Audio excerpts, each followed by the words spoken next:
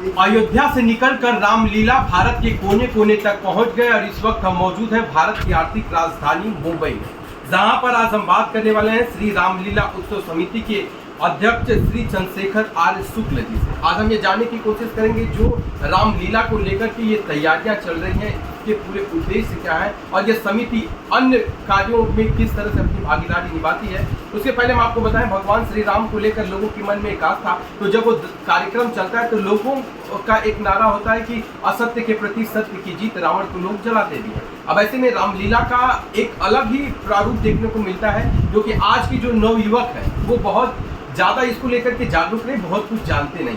तो ऐसे विषय में हम बातचीत करते हैं और सर से ही डायरेक्ट जानते हैं कि सर ये जो रामलीला की शुरुआत आपने की थी और 21 सालों से आप इस संस्था के अध्यक्ष हैं, तो आपने वो कौन सा कार्य किया कि जो लोगों को इतना ज़्यादा प्रभावित किया कि लोग आपको इतने लंबे समय तक इतनी बड़ी जिम्मेदारी देते रहे? ऐसा है, श्री रामलीला उत्सव समिति 57 वर्ष पुरानी संस्था है जो प्रभु श्री राम के चरित्र को जन जन तक पहुँचाने का कार्य करती जा रही है। और मौलिक उद्देश्य यही है कि मर्यादा पुरुषोत्तम श्री राम के चरित्र के आधार पर ऐसा कार्यक्रम पेश किया जाए जिसका अनुकरण आने वाली पीढ़ी भी करे और वर्तमान पीढ़ी भी करे। इसी लक्ष्य को लेकर के छत्रपति शिवाजी महाराज मैदान विक्टोरिया पार्क साइड में रामलीला का मंच प्रदर्शित किया जाता है।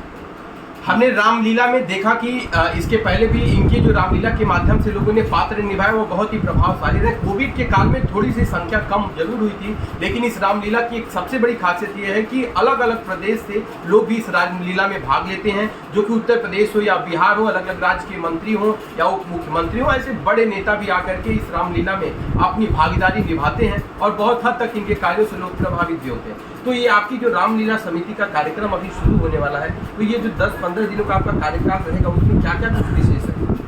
अब की बार की मंडली हमने बुलाया है काशीधाम से, अलग अलग प्रदेशों से, उत्तर भारत के अलग अलग प्रदेशों से हम कार्यक्रम के लिए मंडली बुलाते हैं और उनके माध्यम से कार्यक्रम का मंचन होता है। और केवल रामलीला समिति केवल राम के चरित्र को दिखाने का ही कार्य नहीं करती, बल्कि बहुत सारे सामाजिक कार्य करती है हमारी संस्था। जैसे ब्लड डोनेशन कैंप है, हेल्थ चेकअप है और साहित्य जगत के लिए कवि सम्मेलन का प्रोग्राम करती है। इस तरीके से विभिन्न कार्यक्रमों को हम मैदान, जैसे 7 बजे से लेकर 10 बजे तक रामलीला होती है, उसके पहले हमारा मंच पूरा खाली रहता है, तो हम कुछ सामाजिक कार्यक्रम करते हैं। जैसे एक नए कार्यक्रम की शुरुआत पिछली बार किया कि जो हमारे बच्चे हैं उस पीढ़ी को राम के चरित्र से जोड़ना और राम के चरित्र का अनुसरण करने के लिए हमने रामचरित मानस प्रतियोगिता का संकल्प लिया।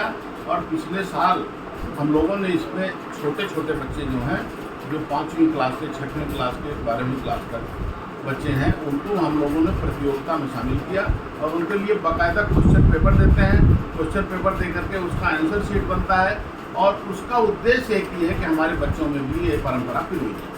जिस तरह से इन्होंने बताया कि बच्चों को भगवान राम के किरदार के बारे में बताना और रामचरितमानस के बारे में बताना सिर्फ बताने तक सीमित नहीं, उन्होंने क्या कुछ सीखा है, उसका क्या कुछ आंकलन किया है, उन्होंने जो प्रश्न पूछा था उसका उत्तर क्या है और उत्तर सही या गलत इसका भी निरीक्षण किया जाता है। लेकिन एक तरह से देखा जाए, जहाँ लोग संस्कृति, संस्कार और सभ्यता से दूर होते जा रहे हैं, एक तरह से देखें तो ये पतन के रास्ते पर भी कहीं ना कहीं बहुत हद तक चल रहे हैं। जब हम अपने परंपरा और अपने संस्कृति और ज्ञान और विज्ञान और जो भी वर्तमान में हमारे शास्त्र हैं, अगर उसके आधार का थोड़ा भी हमने अनुसरण कर लिया तो मुझे लगता है कि जीवन सही रास्ते पर जाएगा और आप सकारात्मक सोच के साथ सकारात्मक कार्य भी कर सकते हैं। अब जरा सोचिए, लोग उत्तर प्रदेश से आते हैं महाराष्ट्र अपनी जीविका चलाने के लिए, लोग अपना भरण पोषण करने के लिए, लेकिन ये भी यही सोच कर आए होंगे, लेकिन इनके मन में भगवान राम के प्रति प्रेम और भगवान राम के विचार और उनके त्याग और तपस्या और उनका पिता के प्रति जो पालन किया गया, उनका जो वचन था, वो कहीं ना कहीं इन्हें प्रभावित किया, जो कि आज वो 57 वर्षों से जो चल रही संस्था उसके 21 वर्षों से अध्यक्ष बने हुए हैं। अगर ये अपने काम अगर ईमानदारी और निष्ठा के साथ करें तो इतनी बड़ी जिम्मेदारी लोगों ने दी है। तो भैया, ये जो कार्यक्रम अभी इस बार आपके गेस्ट कहाँ से आ रहे हैं? हमने उत्तर प्रदेश से कई मंत्रियों से मेरी बात हुई है, जैसे परिवहन मंत्री हैं और ऊर्जा मंत्री हैं, इन्फॉर्मेशन दिया गया है। इसके साथ साथ बाकी सब संगठन के काफ़ी लोग हैं जो इस कार्यक्रम में जिनको आमंत्रित किया गया है और निश्चित रूप से उपस्थित। अच्छा, सबसे मौलिक चीज़ मैं बता रहा हूँ आपको, जो प्रॉब्लम्स क्या आते हैं हमारी रामलीला मंचन में। जैसे कि पूरे बम्बई और नगरों में 27 जगह रामलीला होती है और कम होते होते होते होते होते अभी 12 या 13 जगह रह गई है। इसका मतलब कि निश्चित रूप से कहीं कहीं उदासीनता है। तो नई पीढ़ी को हम नहीं जोड़ पा रहे हैं।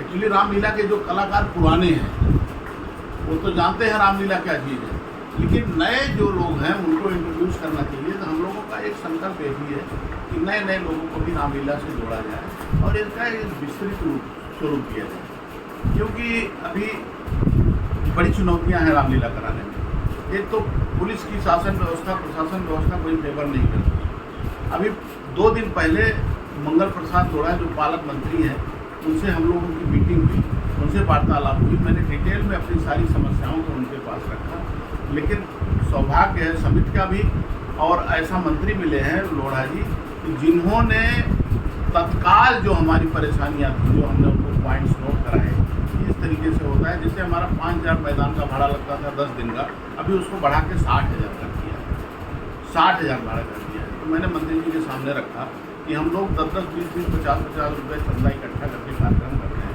वो हम लोगों को बहुत अनबिलेबल है, बहुत भारी पड़ रहा है। तुरंत उन्होंने निर्देशित किया कंसर्न डिपार्टमेंट को कि इनको छूट दी जाए, जैसे गणेशोत्सव के लिए देते हो, जैसे नवरात्रि के लिए देते हो, उसी तरीके से रामलीला आयोजकों को भी छूट दी जाए। तो कुछ पॉजिटिव जब लोग आते हैं तो हम लोगों को रामलीला करने में उत्साहित करते हैं, हम लोगों को और हम लोगों को सहायता करते हैं। तो इनका साफ तौर पर यह कहना है कि युवाओं को जोड़ने का प्रयास रहेगा और जिस तरह से जो समस्याएं रही थी उन्होंने अपने जनप्रतिनिधि या जिन्हें अपना नेता मानते हैं और जिनसे ये लगता है कि कहने पर हमारी समस्या का समाधान हो जा सकता है, तो इन्होंने अपनी बातें को अपनी समिति के माध्यम से रखा, उसका बहुत हद तक समाधान भी हुआ। और हम आशा करते हैं कि ये समिति इसी तरह निरंतर अच्छा कार्य करती रहेगी और लोगों को जोड़ती रहेगी और जिसकी इनकी विचारधाराओं से लोग प्रभावित होते रहेंगे और आने वाली पीढ़ियों को नया नया ज्ञान मिलता रहेगा। धन्यवाद।